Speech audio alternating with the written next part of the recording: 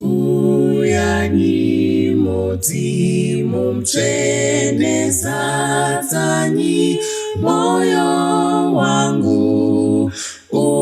Uyaniwo zvino pano sadzanyi moyo wangu. Uyani sadzanyi Jesu nemutsa wenyu.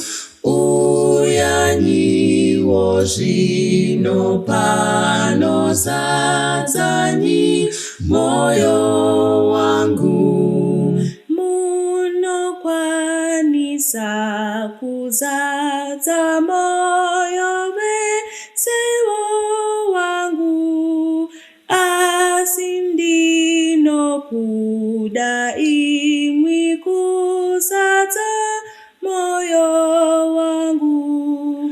Uyani sadzanyi Jesu nemutsa wenyu.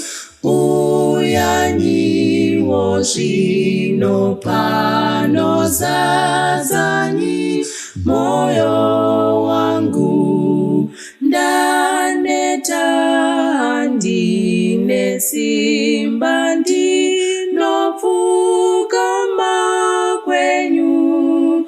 Mudzimu usingaperi sadzanyi moyo wangu. Uyani sadzanyi Jesu nemutsa wenyu. Uyaniwo zvino pano sadzanyi moyo wangu.